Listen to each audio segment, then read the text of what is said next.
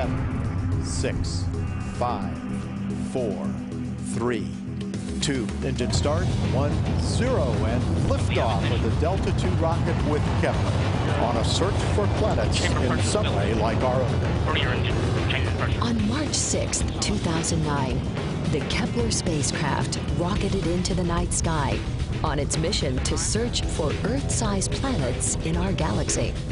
It was really an exciting experience to be at the launch. I wondered, is it actually going to get into orbit? Is it going to be successful? Will it find planets? Or will it fall into the sea? There's no backup. This is our chance. So it was really an ethereal experience to be there, watch it blaze into the sky, get into orbit, then finally hear its signal. It's okay, it will work. The spacecraft was designed to search one region of our galaxy for evidence of exoplanets, or planets that are outside our solar system. Using special detectors similar to those found in digital cameras, Kepler will measure the light from many stars and wait for planets to transit in front of them. The system is sensitive enough to gauge the slight dimming of a star's light output when a planet passes between the star and the telescope. Kepler has the unique ability to study the light from an enormous number of stars while gathering very high-quality data about each. Soon after the launch, Kepler was maneuvered into an Earth-trailing orbit around the Sun. 1 month later, the telescope ejected its dust cover, ran its diagnostics, and within a day, the first light test was completed. We had never actually taken a picture of real stars in the sky. This was the first time. It was going to tell us how the optics were working. Are we in focus? Is the light coming in as we expected? And at 9 o'clock, unexpectedly, we got an email from our engineer saying that the data had been transferred to Ames. So I went into the data den where the big computer monitors are, and I pulled up the image. And watching that image stack itself onto my computer screen was like champagne filling a glass with all of the stars that were there. And I knew that there were 4.5 million stars in our field of view, but seeing them displayed there and really understanding the density of stars that we were looking at, it was beautiful. The Kepler telescope stares continuously at the same section of the galaxy for a month at a time, measuring the brightness of its target stars. Once a month, it stops viewing for a few hours to turn back towards Earth to transmit its valuable data. The Mission Operations Team at the Laboratory for Atmospheric Space Physics, or LASP, at the University of Colorado in Boulder, is responsible for controlling the Kepler spacecraft and receiving the data downlinks. The data collected at LASP is sent for processing to the Space Telescope Science Institute on the campus of the Johns Hopkins University in Baltimore, Maryland. There, the science data is decoded and processed, then passed along to the Kepler Science Operations Center at NASA Ames Research Center for calibration and final processing. The Kepler data is 100 times better than the ground-based data that people have seen before. We had to spend a lot of time figuring out how to make the instrument work properly, and we're still spending a lot of time, even now, figuring out how to interpret the data and pull out stuff that's 100 times better than anybody else has done. After only 43 days of operation, Kepler collected a treasure trove of fascinating data. Some of the first researchers on the Kepler team to benefit from the data were focused on the stars themselves. Now let me get into the more interesting part. Their research, called asteroseismology, is the effort to understand the structure of stars by studying the unique pulses, or quakes, that each star generates internally. What we study is the periods of vibrations in stars. The basic properties that we measure are the size of the star and the age of the star. So if you don't know the size of the star, you actually also don't know the size of the planet. So what we are simply doing is that we use the vibrations to measure the size of stars, and therefore we also know the size of the planets. Kepler will from now on be the mission that you go to when you want the real data. It is a revolution. An early challenge for the Kepler science team was to validate the quality of their first 43 days of data. They chose to observe a previously discovered exoplanet to prove that their methods would work.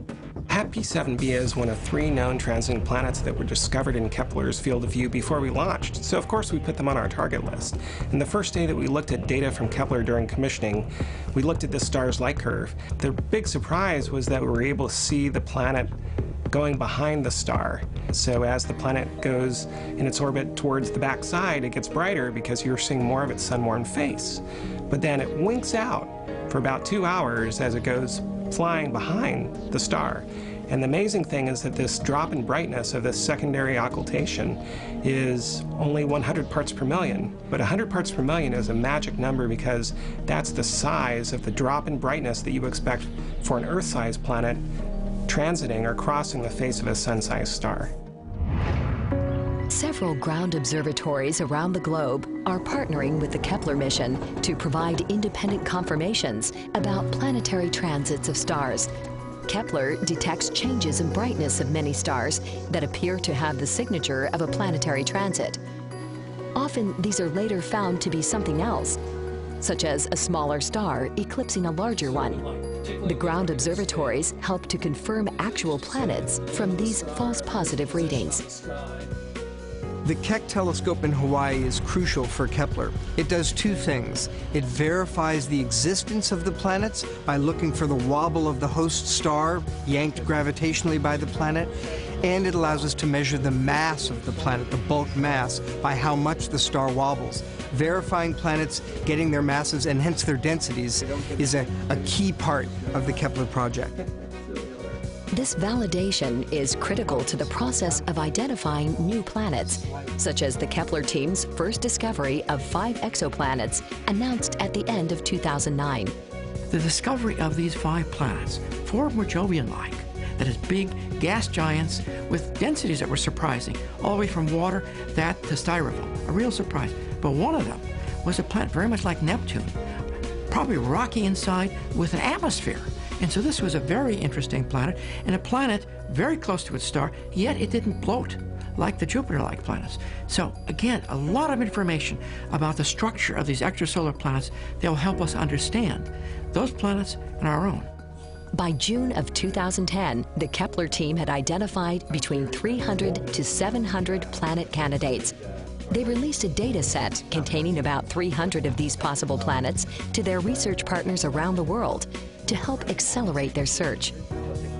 Kepler is revolutionizing the field of exoplanet science. For the first time, a large number of planet candidates can be studied using extremely high-quality data. We're talking about hundreds and hundreds of planets using the best data we have ever seen here on Earth. This will lead to the discovery of many, many new exoplanets and a better understanding of the types of star systems and planets out there. What I find most fascinating is that Kepler is making discoveries of phenomena that we have never before witnessed. As the team continued to analyze their data, they found a system with multiple planets orbiting a single star. This important discovery was announced in August of 2010. Kepler 9 is a very special system because it's the first time that anybody has detected a system of planets where multiple planets are transiting or crossing the face of their stars. Moreover, we found a 3rd planet, much smaller, in a much tighter orbit, 1.6 days.